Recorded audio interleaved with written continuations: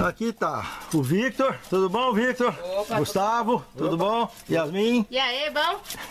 Vamos comer um peixe? O que vocês estão achando aqui do vitrine do lago? Bom demais, rapaz. É? Mostra o peixe, mostra o cunarezão aí.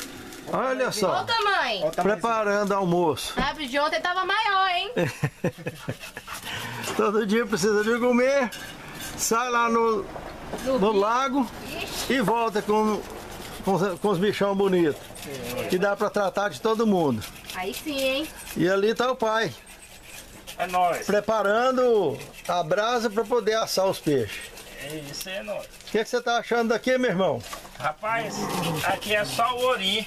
É, né? É um paraíso na terra. Amém. Tá aí. Só uma palhinha do momento de vida no campo para vocês terem uma noção.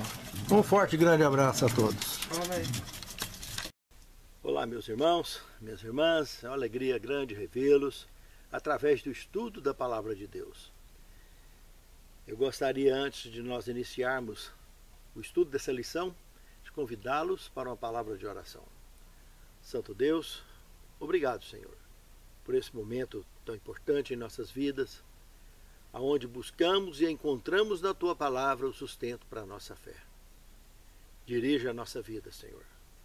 Capacita-nos a cumprir com a missão que Tu tem confiado a cada um de nós. Perdoe nossas fragilidades, nossas debilidades. Abençoe para que sejamos fortes o suficiente e tenhamos fé o suficiente para rompermos todos os obstáculos que surgem à frente no nosso caminho, para que alcancemos sempre em Cristo Jesus a vitória. Te pedimos e agradecemos essas bênçãos em nome de Jesus. Amém, Senhor. O Senhor reina. Título muito importante. O que nós temos registrado aqui no Salmo 93, no verso 1, é o seguinte: o Senhor reina. Vestiu-se de majestade vestiu-se o Senhor e armou-se de poder. O mundo está firme e não se abalará. Irmãos, esse salmo expõe o inabalável poder do reino de Deus. Não é só de Deus, é de tudo o que Ele criou e está conectado com Ele. Quando está conectado com Ele, tem uma relação. Quando não está, aí muda tudo. Os milagres que acontecem em nossa vida são poder vindos, provenientes do Senhor, mas concedido a nós mortais. Por que milagres? Porque nós somos mortais e em certas situações de nossa vida, para não dizer em muitas, nós dependemos plenamente de um milagre para a devida sobrevivência neste mundo. Nem se fala para alcançar algum tipo de vitória em Cristo Jesus. Então nós precisamos estar sempre conectados nessa direção. Deus. Pense nisso. No segundo tema, o Senhor nos fez. Ele é o nosso Criador. É o nosso mantenedor de tudo e todos que existem no universo. Tudo que depende do oxigênio para respirar, esse oxigênio é fruto da criação de Deus. Deus que mantém tudo em movimento, tudo vivo. E ao analisarmos o Salmo 8 e o Salmo 100, nós descobrimos alguns detalhes muito importantes sobre esse tema.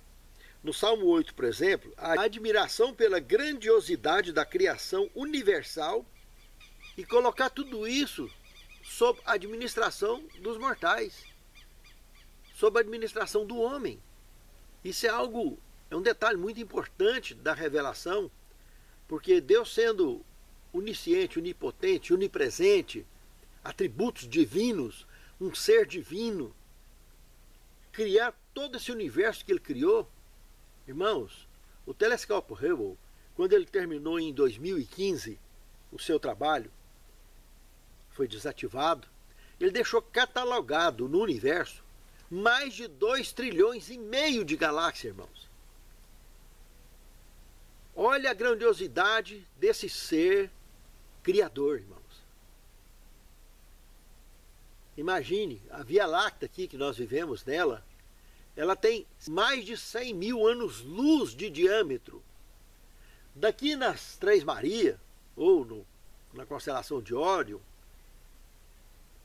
nessa estrela mais a de baixo de todas elas, a mais próxima da Terra, se a gente tivesse uma máquina que viajasse na velocidade da luz, gastaríamos 500 anos-luz para chegar lá. Quem vive 500 anos? Entende, irmãos? Na Via Láctea tem mais de 100 mil anos-luz de diâmetro.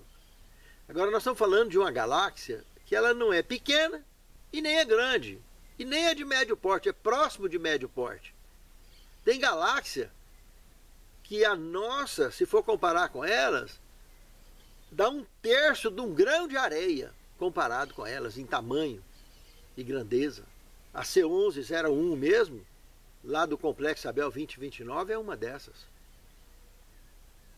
Sabe, irmãos? A Andrômeda, que tem aqui, que tem próximo da nossa, também a espiral igual à nossa, a Andrômeda, que é aqui próximo da nossa, que inclusive ela é aspiral como a nossa, tem mais de 200 mil anos-luz de diâmetro. Essa C1101 já é elíptica. Tem milhares e milhares. Tem mais de 5 milhões de anos-luz de diâmetro. Então é algo assim muito, muito maravilhoso. Imaginar que imaginar que em 2015 ficou catalogado mais de 2,5 trilhões de galáxias. E nós estamos falando que esse Deus maravilhoso pegou todo esse complexo que ele criou e colocou sob a administração das suas criaturas. O homem que ele fez a sua imagem e semelhança, ele colocou aqui o planeta Terra. Nós administramos o planeta Terra, o nosso planeta. Isso é muito interessante. O salmista já nessa época aqui, há cerca de 900 anos, 900 e poucos anos antes de Cristo, ele já tendo revelações explicando, dando detalhes sobre isso. Já o Salmo 100, ele é um convite para que nós busquemos sempre louvar ao Senhor, esse Criador, por essas maravilhas que Ele criou e esses benefícios que Ele estendeu a todos nós. É muito importante observar isso, porque o Senhor nos fez. No terceiro tema, o Senhor reina. Já que aqui nesse tema, nós temos o Salmo 97. Irmãos, esse salmo é muito interessante. Ele expõe a majestade divina, a condição majestosa dele diante de toda a sua criação. E no verso 2, aqui do Salmo 97, dá um detalhe muito importante. Se você conferir lá, você vai ver. Ali diz que luz e trevas giram em torno dele, do trono dele. Irmãos, se vocês observar isso, o espaço sideral, tudo, quando a Terra foi criada mesmo, lembra? Lá em Gênesis capítulo 1, versículo 1 e 2, ela está falando, no princípio formou o Senhor Deus os céus e a terra. Essa terra foi deixada sem forma e vazia, e havia o que sobre a face do abismo? Trevas. E lá na altura do verso 3, é que está dizendo, haja luz. Então, aí o abismo continua, tem trevas, o espaço sideral todinho, e tem a luz que foi concedida, a luz da vida nesse planeta. E o Espírito do Senhor movia sobre a face das águas. Então, Elohim, que ali, o Deus ali está traduzido equivocadamente, que na realidade deveria ser deuses, porque Elohim é um termo plural. Pai, Filho e Espírito Santo são 3 pessoas distintas. Esses participaram juntos da criação de todo o universo. Em torno de Deus gira tudo e todos. Ele é o centro do universo, é o centro da vida dele. Por isso que Cristo falou, eu sou o caminho, a verdade, a vida. Ninguém chega ao Pai se não for por mim. Então ele é a razão da criação. Ele é a razão de nós estarmos vivos até hoje. Ele, o Cristo, o amor de Deus, o amor do Espírito Santo por todos nós. Então isso é um detalhe muito interessante, destacado aqui no verso 2, que tudo gira em torno dele. Quando ele mudar lá do terceiro céu para cá, irmãos, tudo vai passar a girar em torno dele a partir daqui, desse planeta. E é lógico, a massa a ser orbitada é muito maior do que os demais que giram em torno. Então hoje nós estamos falando de um planeta O Sol, por exemplo, que gira todos esses planetas em torno do nosso Sol. O Sol é milhares de vezes maior do que qualquer um desses planetas. Milhares e milhares de vezes. Então, para o planeta Terra se tornar o centro do universo, não só o nosso planeta vai ser o maior do universo, como a nossa galáxia também. Essa mudança, é por isso que está revelado que haverá novo céu e nova terra. Vai haver uma transformação. Tudo por causa de quê? Do resultado do desfecho do grande conflito entre o bem e o mal. Onde aqueles que se manterem conectados com o Senhor, estará para sempre com o Senhor. E aqui, nesse planeta, no planeta da nova terra, não vai ter mais mar, como fala em Apocalipse capítulo 21, verso 1 e 2. Entende, irmãos? Haverá uma mudança estrutural. É uma recriação que vai ter alteração em todo o universo, porque da onde descer do terceiro céu para cá, tudo vai ter diferença. Tudo. Porque vai haver uma transformação universal. Então é realmente uma recriação. E que eu e você estejamos lá. Mas é hoje que nós nos preparamos para estar lá amanhã. Essa certeza nós adquirimos hoje. Não é ir levando na barriga e deixando para amanhã para melhorar, não. É desde já, é para ontem. E esse tema aqui está falando muito sobre isso. Inclusive aqui nesse salmo, no Salmo 97, quando comenta aqui que quando ele se aproxima dos montes, os montes, as montanhas, os morros derretem como manteiga, derrete como cera. Irmãos, ele está dando um enfoque escatológico de 2 Pedro, capítulo 3, verso de 8 a 12. Sabe, irmãos? Lá está dizendo assim, olha, amados, não ignoreis uma coisa. Um dia para o Senhor é como 1000 anos, mas 1000 anos é como um dia. O Senhor não retarda a sua promessa. Ele é longânimo, paciente, não querendo que ninguém se perca, mas que todos venham ao arrependimento. Mas o dia do Senhor virá como um ladrão na noite. Esses que gostam de estar empurrando com a barriga, né? Vai ficar assustado. Como Jesus disse, vai tremer, ranger dente. É isso que ele falou, que ele comentou. Virá como um ladrão na noite, no qual os céus passarão com grande estrondo, e os elementos da química, né? Poste, casa, carro, tudo. E os elementos ardendo se fundirão. E a terra, o planeta Terra, e as obras que nele há, tudo se queimarão, havendo, pois, de perecer todas essas coisas, mais pessoas vos convém ser em santo trato e piedade, preparando-vos e aguardando-vos para o dia da vinda de Deus, no qual os céus passarão com grande estrondo e os elementos ardendo se fundirão. Mas nós, segundo a sua promessa, aguardamos novos céus e nova terra, onde habita verdadeira justiça. Muito lindo isso aí. É lindo para quem busca desde hoje estar conectado com a palavra. Do contrário, é muito triste. A notícia dura. Pense nisso, meu irmão. Pense nisso, minha irmã. O Senhor reina e não aposentou. Está firme. Ignorar isso é loucura. É mesmo por isso que Paulo comentou, né? Que as coisas de Deus para o mundo é loucura. Mas as coisas do mundo para Deus é que é loucura. Fica ligado. No quarto tema, Deus é juiz. Aqui nós estamos no Salmo 75. Irmãos, aqui está justamente chamando a atenção desses indivíduos que subestimam as profecias, subestimam a escatologia bíblica, subestimam a palavra de Deus. Se dizem cristãos, se dizem adventistas, ou seja, que acredita na vinda de Cristo, não importa a religião, se acredita na vinda de Cristo é um adventista. Crê na volta do Senhor. Se dizem tais, mas não agem como tais. A vida que eles levam, a forma que eles levam a vida, deixa claro que eles não acreditam, que se acreditasse, não levaria na pança como tem levado, a maioria tem levado. A história da relação individual nossa com Deus e nem se fala como igreja. Porque Deus é rei soberano. E tudo que ele falou, tudo que está escrito na Bíblia, que foi escrito no espaço de 1600 anos, Nunca falhou uma profecia sequer. Tudo aconteceu. E tudo que nós estamos falando aqui, de novo céu e nova terra, que é da palavra, tudo isso vai acontecer e é para já, é para ontem. O problema é que as pessoas não conseguem conectar o que está acontecendo com o que está escrito, irmãos. Não conseguem entender os sinais que estão registrados nas Escrituras acerca da volta do Filho do Homem, a volta de Cristo. Todos esses assuntos que nós estamos assistindo desde a pandemia para cá foi um gatilho que mexeu de maneira extraordinária com o planeta Terra. O movimento entre luz e trevas ficou patente, latente aos olhos de qualquer um.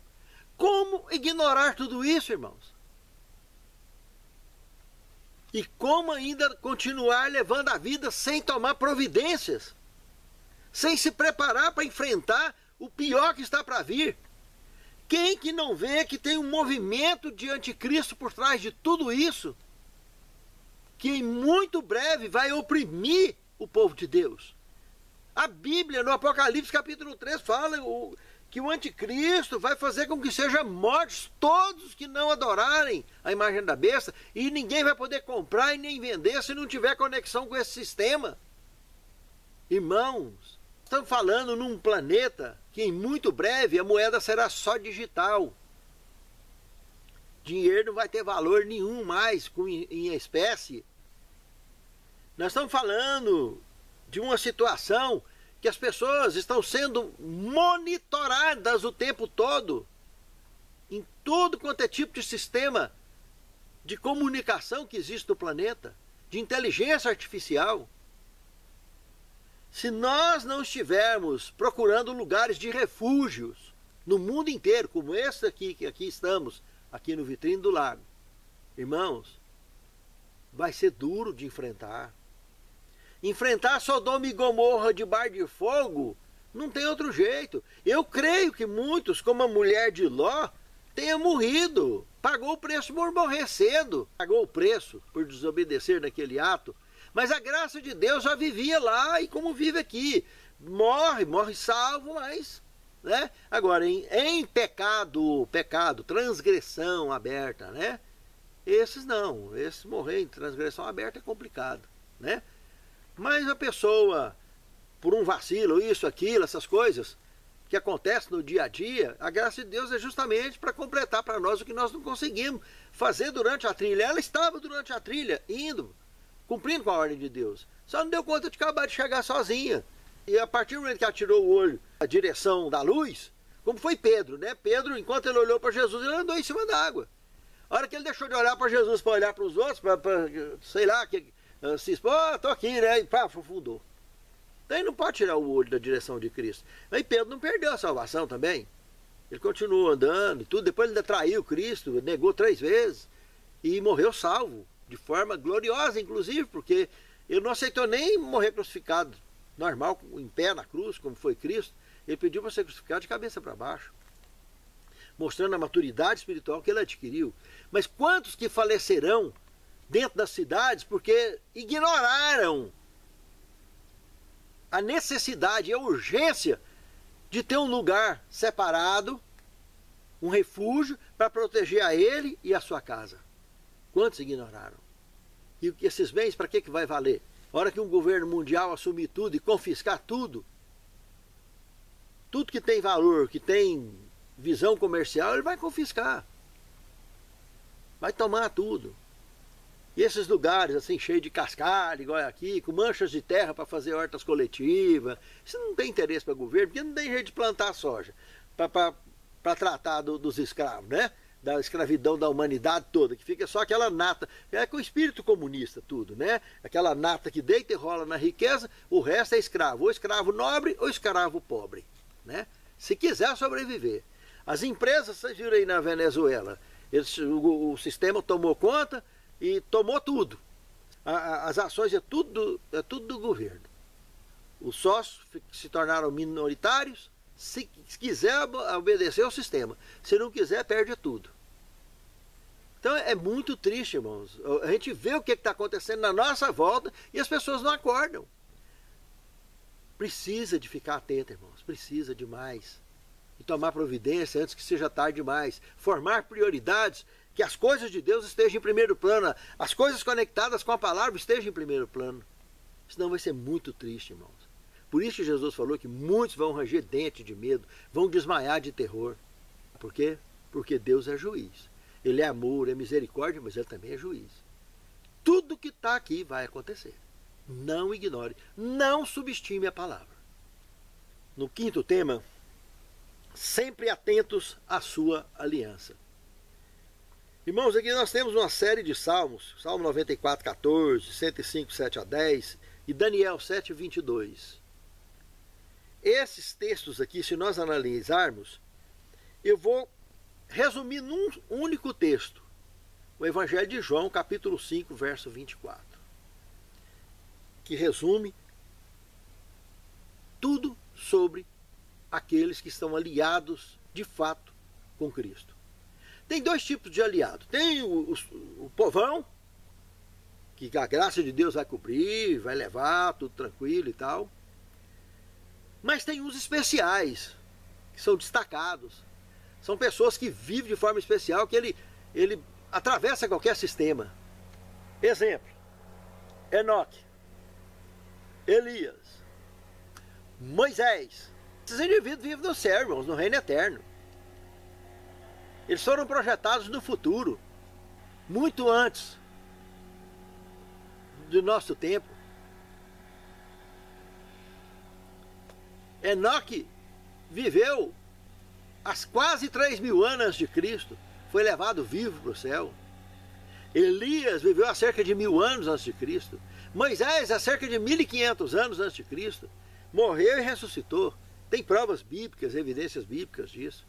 Estou citando que tem pessoas que eles atravessam o sistema normal de orientações, de passos que a teologia bíblica expõe. Olha o que está escrito no Evangelho de João, capítulo 5, verso 24. Quem crê na minha palavra e naquele que me enviou, não entrará em juízo. Foi eu que escrevi isso, irmão. Não entrará em juízo, mas passará direto para a vida eterna, irmãos. Não importa, irmãos, se como Moisés passou pelo sono da morte, foi ressuscitado, passou direto para a vida eterna. Ou se foi como Elias, que foi direto, como Enoque, que foi direto num carro de fogo para o céu. Entende, irmãos? Passou direto. Eles não foram julgados. Tem o tempo determinado que ele iniciou. E nós conhecemos na Bíblia, no livro de Daniel mesmo, como juiz investigativo. Entende? É justamente o período que está julgando todos os mortais. Mas esses que são conectados, ligados, como Elias modernos, Enoques modernos, irmãos, a gente não pode olhar para esses indivíduos como se eles fossem pessoas especiais em si mesmos. Não. Eles eram mortais como eu e você.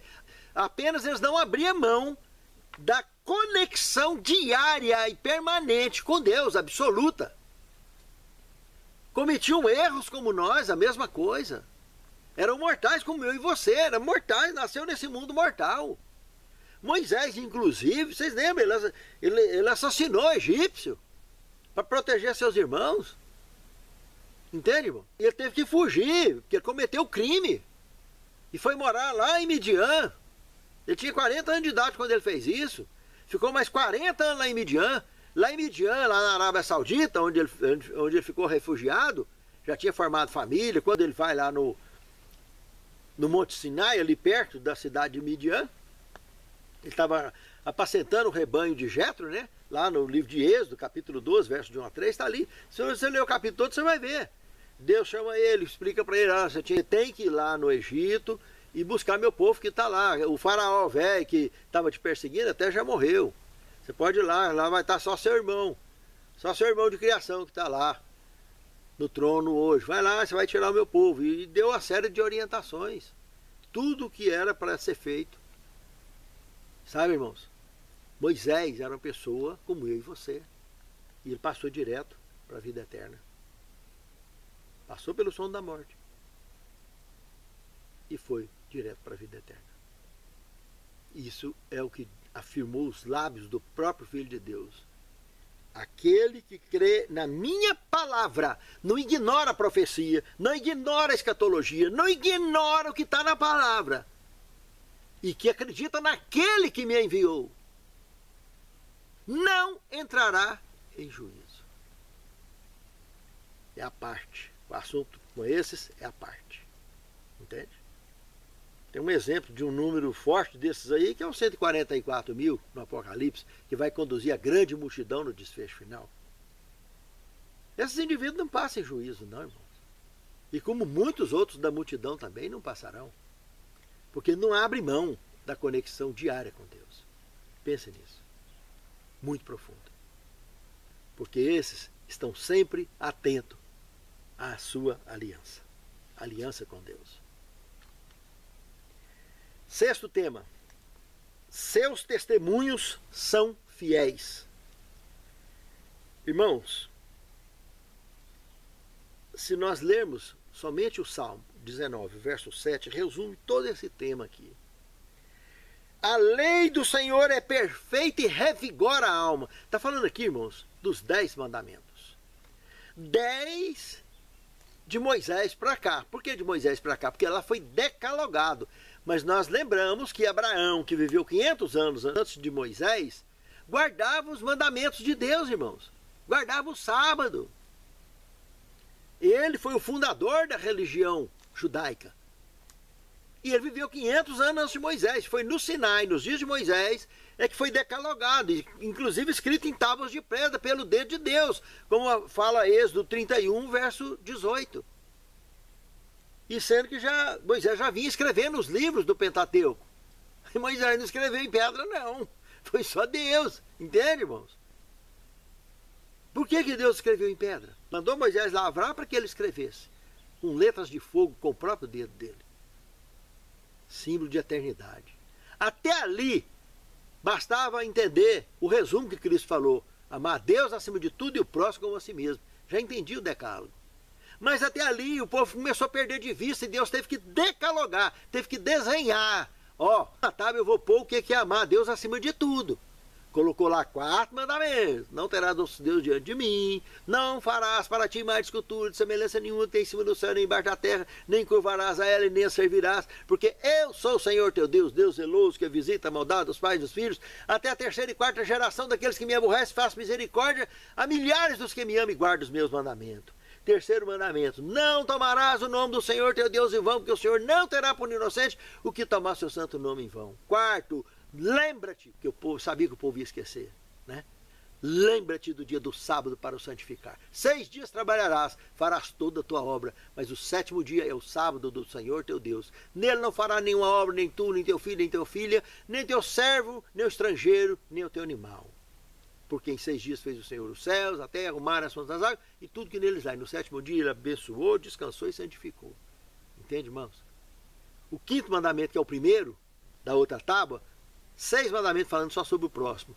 Está falando, honra teu pai e tua mãe, para que te prolongue os dias na terra que o Senhor teu Deus te dá. Está vendo, irmãos? Dizendo que quem vai bater de frente com pai e mãe, vai morrer mais cedo, vai dar cabeçada. E todos os outros mandamentos falando sobre o próximo. É a forma que nós entendemos como amar o próximo como a si mesmo e como amar a Deus acima de tudo, irmãos.